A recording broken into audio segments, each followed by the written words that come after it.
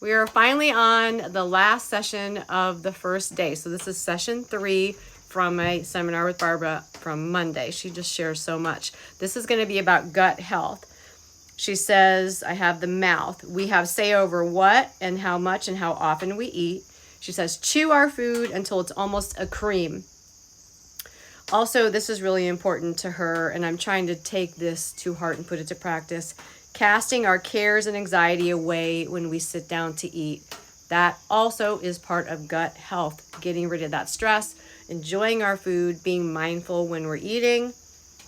She said, thirst many times is hunger. Make sure you're getting your 8 glasses of 8 ounces of water a day with that Celtic salt. She said, saturated fats begin to break down in the mouth. That's why it's really, really important that we chew that food.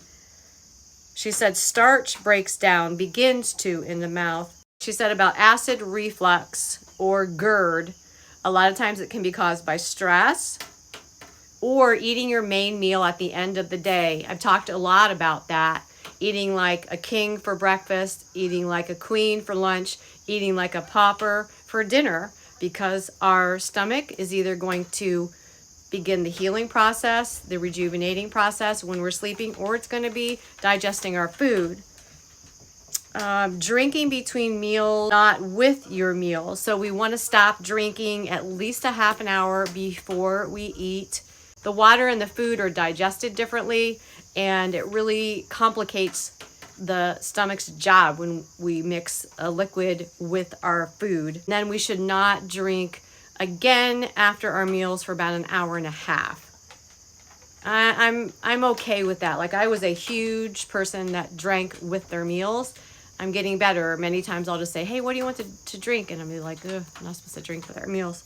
So it's, it's a struggle, but as long as we know it, we can keep trying to do better. It takes 60 days to form a new pattern, form a new habit. 5 things that delay digestion. So 5 things that delay digestion.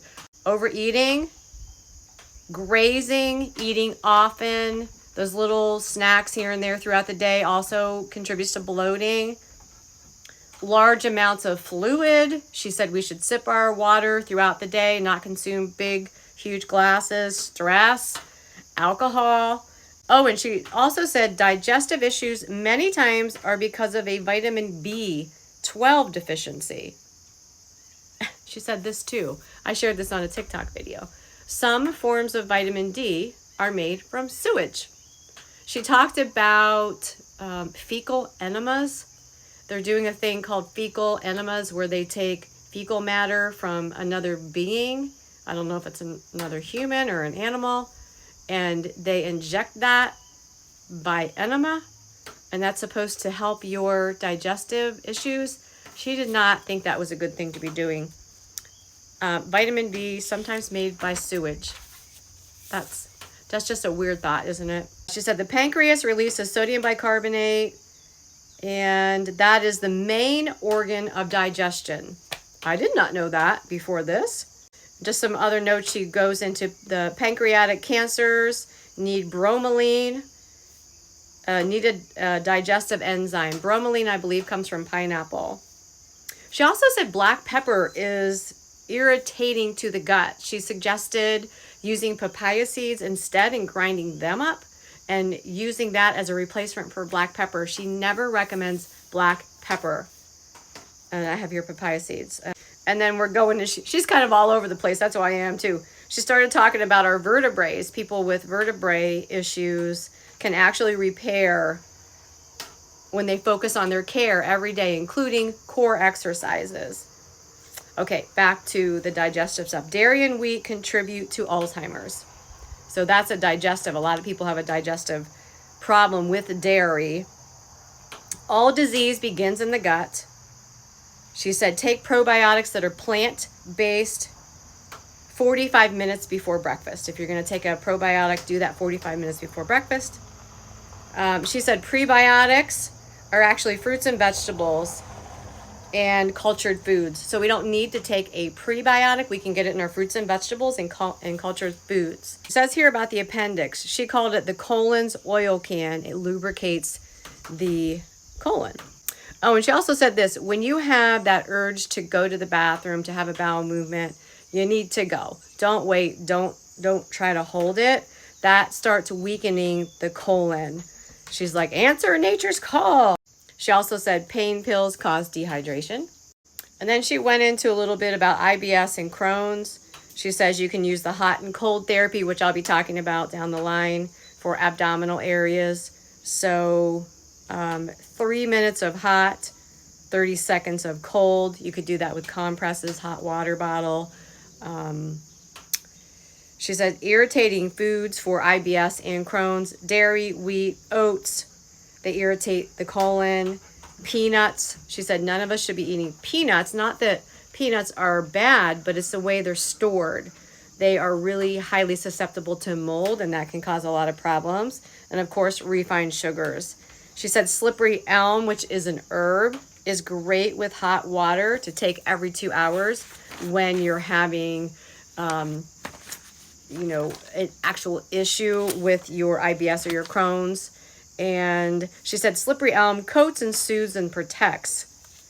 She talked about parasite needs. She absolutely believes we should all be parasite cleansing. She says black walnut, wormwood, pumpkin seeds, raw or roasted, are great to help with parasites. She also said this: everyone with animals has parasites. She loves animals, but she says the dog should be confined to the tiled areas of the house, and they should not be in your bedrooms. The room went silent, and she's like, oh, crickets. So our golden retrievers sleep in our bed with us, and that's not going to change. So she's like, well, then you need to parasite cleanse all the time. She kind of chuckled, but like she was in all reality being very serious. So especially if your dogs eat meat, which they are carnivores and they should be eating meat, that's just something to be aware of. So she said tablets, capsules are what she recommends. She's like, there's lots of good ones out there. Just the black walnut and the wormwood, those combinations together are really good. I use a parasite cleanse that is a tincture made in alcohol. And so that got me thinking about that. So then I asked that question, and she's said we should never ingest alcohol because it's a poison. And so you think a little dropper full. So this is what she said. It's like the straw, and then finally the straw that breaks the camel's back. It's not the tiny little things.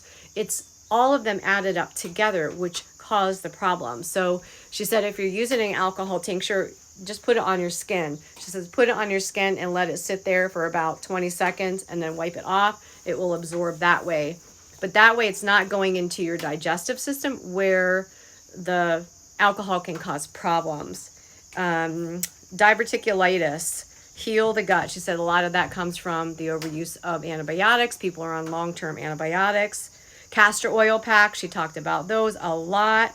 You can use it up to 5 hours a day. So you take a fiber that is natural, either wool or cotton. Wool is like what she recommends, and saturate it and put it over the area. And then you want to make sure that you haven't saturated that wool pack to the point where it's going to drip, because you don't want the castor oil all over the place. So colonoscopies, she does not advise them. She said they're too invasive and they cause some problem to the tissues. They can damage our tissues. So I'm about out of time with this video. I'm going to continue on, but that's the next installment of the Barber Seminar. We'll chat soon, and drop any comments or questions you have below.